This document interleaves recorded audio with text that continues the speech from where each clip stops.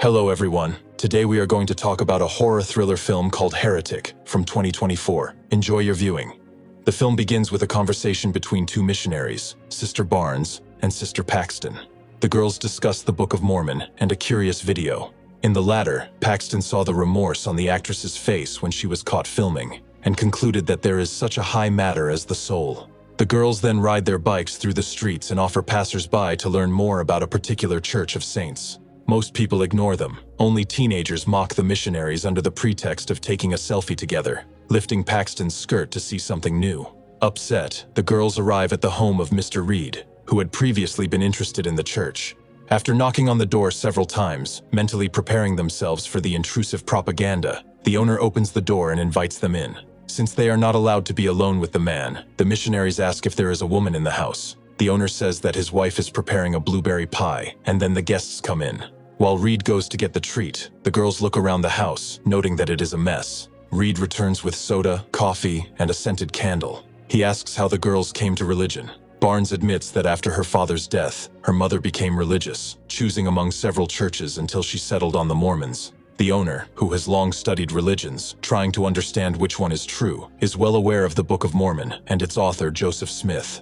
Reed even has a copy of the book. He asks if Father Barnes has tried to contact her from the other side. To smooth over the awkwardness, Paxton says that after she dies, she wants to become a butterfly and fly to those she cares about. Mr. Reed asks how the girls feel about marrying many people, as this is one of the original Mormon ideas that was later abolished. Joseph Smith, according to various sources, had about 20 wives. Barnes skillfully gets out of an awkward situation by explaining that this way, the number of community members increased in unfavorable conditions for survival. When the situation changed, the practice was simply abolished. Mr. Reed turns the conversation to food, comparing theology to fast food. Over the years of studying different religions, he has developed an aversion to this topic. Paxton asks the host to call his wife to observe Mormon traditions. When the man leaves, Barnes notices that the scented candle on the table smells like blueberry pie. When Reed returns, he asks the girls to wait, but they say that their superiors have called and want to talk to them in private. The missionaries decide that it is better to leave the house.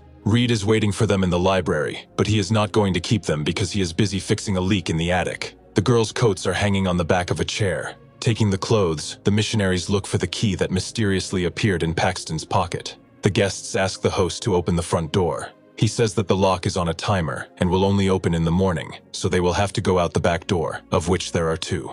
In the end, Reed admits that he has exposed their deception. No one called them. The house is lined with iron that blocks cell phone signals. When asked to call his wife, Reed asks if the girls believe she exists. Despite a number of circumstantial proofs of his lie, the missionaries realize that he is doing this on purpose to show that not everything that is said convincingly is true. The owner suggests that the girls decide which door they will go out of. Barnes opens one, looks in, then closes it and walks over to the other. Behind them is a staircase leading to the basement. Paxton checks the first door. There are also stairs down there. The girls tell him that the elder will be looking for them. At this time, he actually checks the map and says that there is a rock behind the house with a tunnel under it. To find out where it leads, the missionaries have to make a choice. The host puts on a show for the guests. He puts on a music record and takes out several boxes of board games of different versions, stacking them on the table next to the symbols and holy books of the three religions, Judaism, Christianity, and Islam.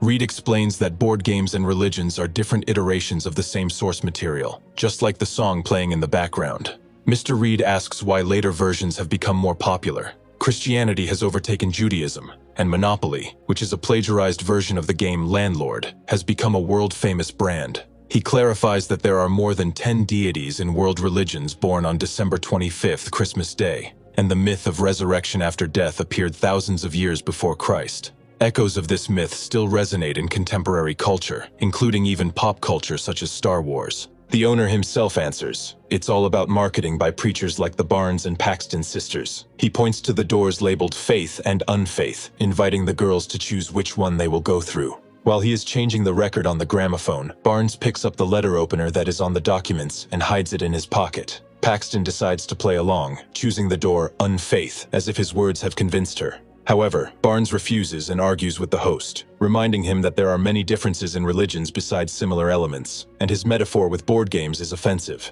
The girl gives several examples, although they are more emotional than factual, including the outward difference between Egyptian gods and Christian ones. Then the two friends go down through the Vera door together. Mr. Reed closes the door behind them, forcing them to illuminate it with his phone flashlight. At the bottom of the stairs, they find another door leading to a basement with a high, leaky ceiling, a table and chair, and a second door leading to the unfaith aisle. Realizing that they are trapped, Paxton almost goes into hysterics, while Barnes decides to act. She puts the furniture back in place before anyone comes in. Barnes gives her friend a hidden knife and tells her to stab Reed when she hears the code word. They agree on the code word magic underwear. Someone in a hoodie enters the basement with a flashlight and a plate of blueberry pie. The visitor puts the pie on the table and sits in the corner. The missionaries hear music over the PA system as Mr. Reed turns on the gramophone, arranging the figures of the characters in a miniature replica of the estate. He is also carving a new member out of wood. While he's busy, Barnes goes upstairs to the door of unfaith through the open door. Through the crack, she sees a box of matches on the carpet, but she doesn't have time to do anything because the owner is in touch. Back in the basement, Barnes talks to Reed. He claims that the man in the hoodie is a true prophet of God. The owner says that over the years of searching, he has found the true religion, a distant echo of which is in all others. As proof, Reed wants to show the girls a real miracle, the resurrection. The girls watch as the prophet sits down at the table and eats a poisoned pie, after which he falls face down. The owner asks the captives to check her pulse and breathing to make sure she is dead.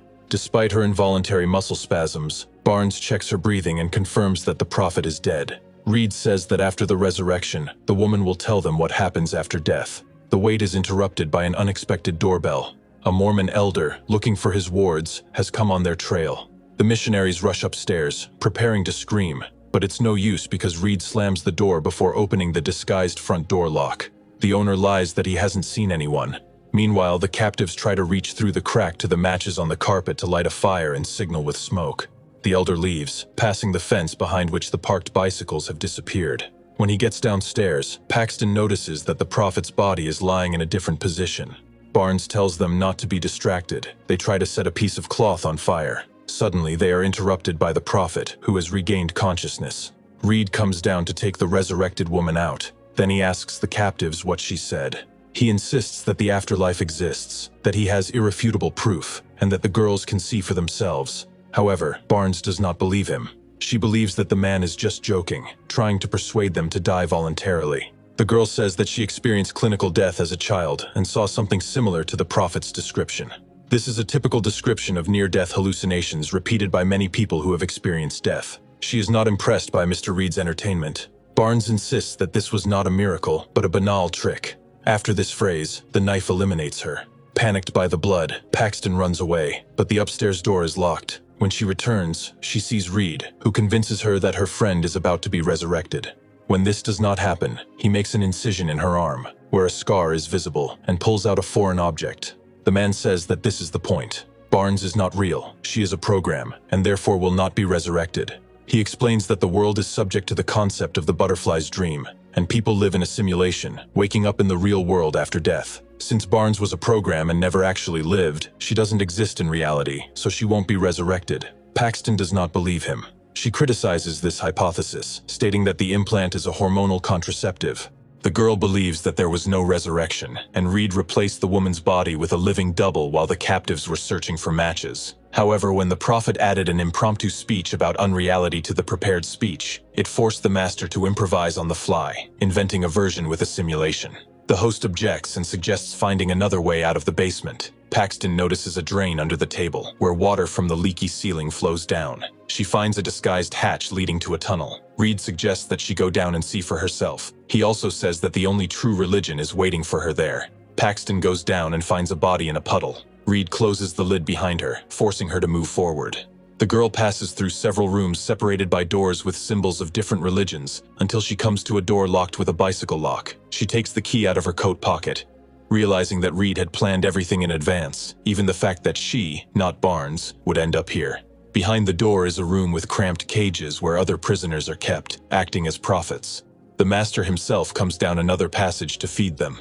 Paxton confesses that she understands his cunning plan to lure people into a trap and cover his tracks. The whole game was conceived to convey one simple truth to people disillusioned with all the world's religions. The only true religion is control. Reed confirms her guess, saying that absolutely all religions were invented by people to control others. She says that she has been controlled all her life, even in small things like food or her choice of underwear.